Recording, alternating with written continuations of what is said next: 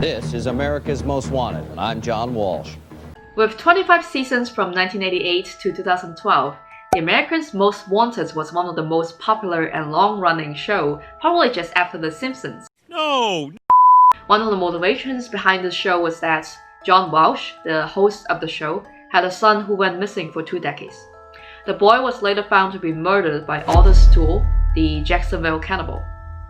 However, the crime stories behind Jackson Toole and his lover, Henry Lucas, will be too crazy for us to believe.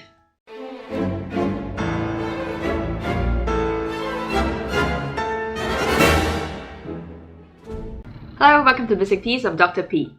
Speaking of cannibal, the first person that came to my mind was Hannibal from The Silence of the Lambs, who has made killing and cannibalism into a kind of eerie art. Today we will take a look at yet another couple serial killer, the Jacksonville Cannibal, Ottis Toole and Henry Lucas. We'll first take a look at what makes these two men one of the worst serial killers, with their hands stained by blood from over 100 people. Interestingly, the crimes they committed alone when they grow up are as crazy as the ones they later committed together as a couple. Young Otis Toole was born on March 5, 1947. As you may have already guessed, Otis suffered a horrific and abusive childhood. His father was a raging alcoholic and often absent, eventually abandoning his family. Otis was eventually raised by a single mother. However, his mother was reported to be cruel. Moreover, both she and Otis' grandmother possessed extreme religious views and became fanatic. Mistreated by both parents, Otis became a prey to incest and abused by other family members and friends, including his older sisters and next-door neighbor. He records that he was raped by one of his father's friends as early as 5 years old, and he also claimed that the real abuse coming from his family started when he came out as gay when he was 10 years old. With that, his mother forced him to dress in girls' clothing and call him Susan in the public, just to bully him for his sexual orientation. Throughout Otis' childhood, he frequently ran out of home and slept in abandoned houses, and eventually turned into a life of a petty crime. It was at the time that he had his first relationship with a neighborhood boy and started visiting local gay bars. By 14, Otis has become a sex worker as a means to provide living for himself. It was through this work that he begins to take his first victim, who is a traveling salesman whom he murders after the man propositioned him for sex. Supposedly, the man took Otis to wood, and as soon as the man got out from the car, Otis ran over him and left the man for dead. Over the next 12 years, much information on Otis was unclear, but authorities believe that the young Otis tripped all over the countries from the southeast up to Nebraska and even to Colorado. During this time, he crashed in abandoned houses and supported himself by prostitution and begging. He also had a love and sexual inclination for fire and developed skills as an arsonist. Throughout this time, he was arrested for several times on small charges such as loitering, and was a prime suspect for 2 murders, including the homicide of the 31-year-old Alan Holman. However, authorities didn't have enough evidence to arrest, and with many accusations against him, Otis returned to Jacksonville, Florida in early 1975, where Otis first met his lover and companion, Henry Lucas. Now let's talk about Henry. Henry Lucas was born on August 23, 1936 in a small one-room log cabin in Blacksburg, Virginia. His childhood, again, was also filled with abuse and neglect. His father lost both his legs in a railroad accident and was not able to support his family. Therefore, his mother, Viola, became a sex worker. However, her physical and sexual abuse on her son was tragic. She beat him regularly and once put him in a 3-day coma. She also forced him to watch her having sex with her clients and made him cross-dress in public so she can later pimp him out to men and women alike.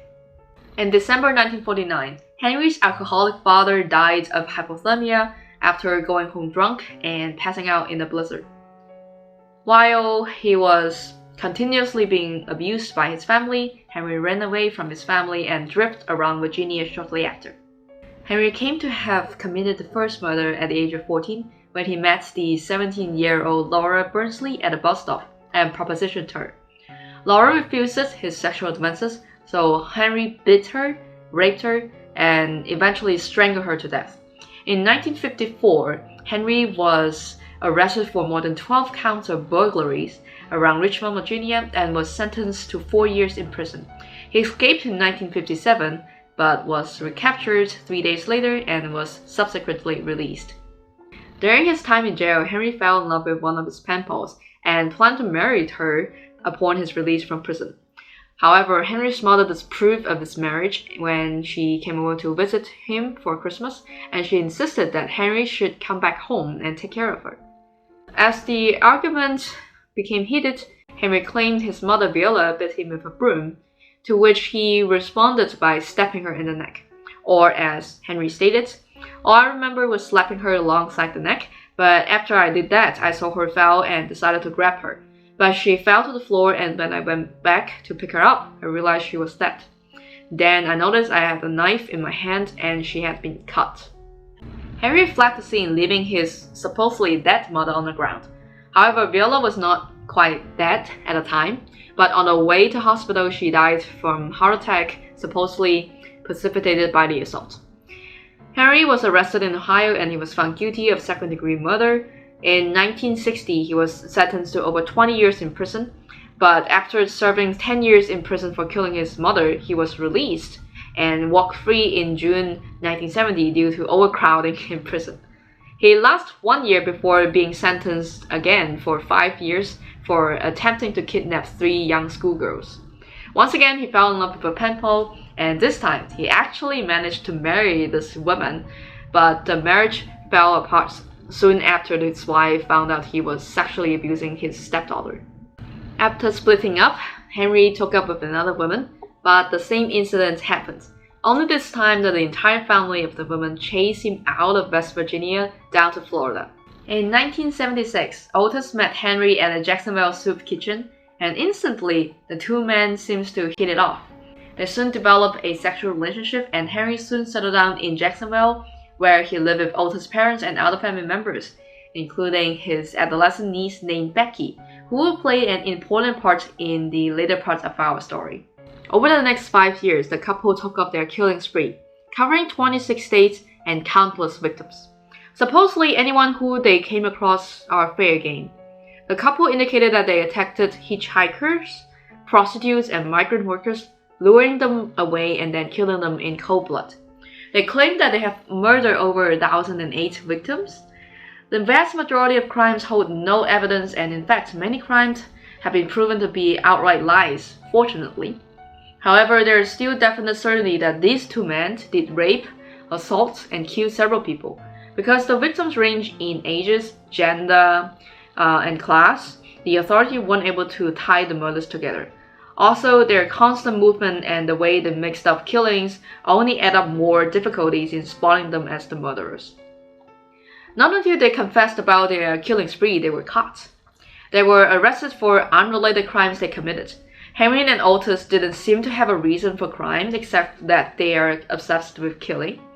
Their crimes often involve more than just murders. Oftentimes, they sexually assault the victim first before killing them. And once it was done, they mutilated the body beyond recognition. Otis also cannibalized the body parts from his victims. In one conversation between the couple over a prison phone call, Otis nostalgically recalled one particular incident by saying, "Remember how I like to pour some blood out of them?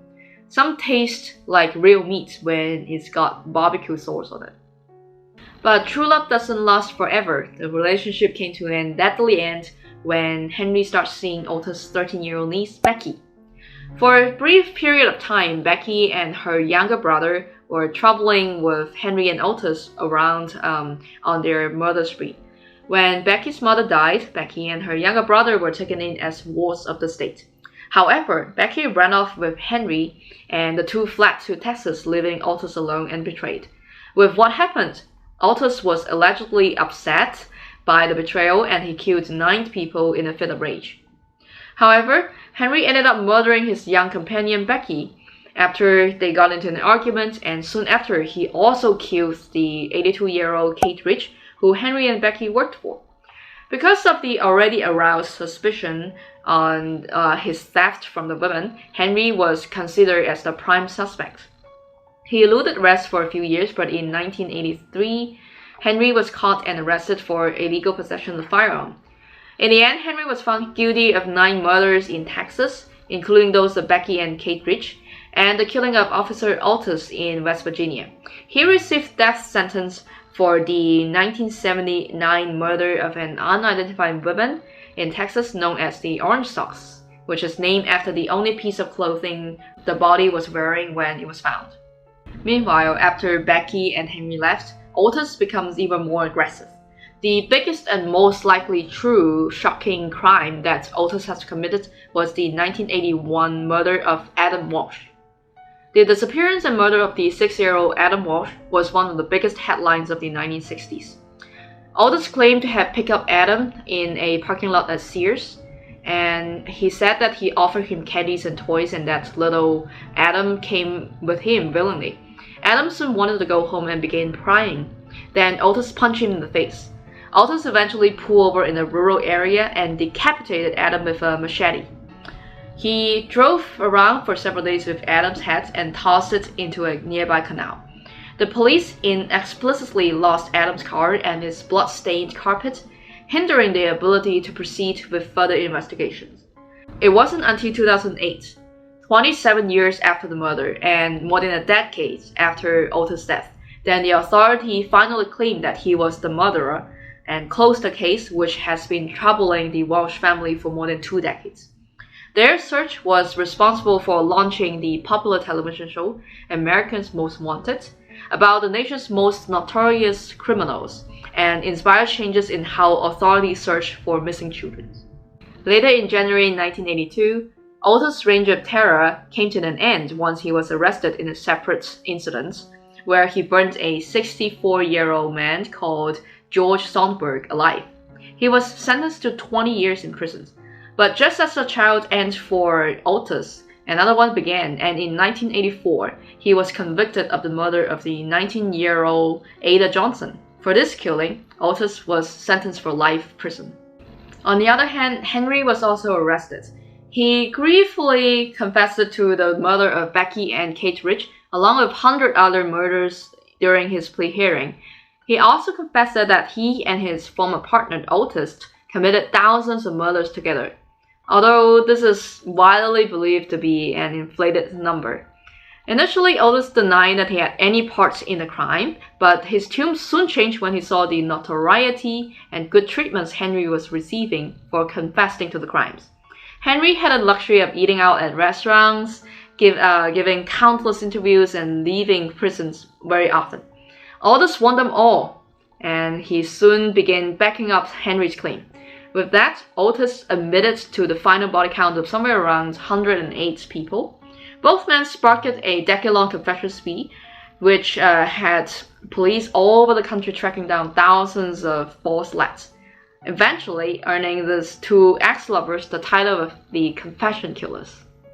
The reason why they claim more crimes than they actually committed is unclear. I suspect that these 2 cannibals need attention, which is something that they weren't able to get from their family as a kid. Also, controlling the life and death of others may be a way for them to release the anger and hatreds coming from their sufferings in childhood. So the take-home message today is treat children well, allow them to grow up with love. This is the end of our story today. If you enjoy mystery and crime stories, please follow Missing Piece. I will see you next time.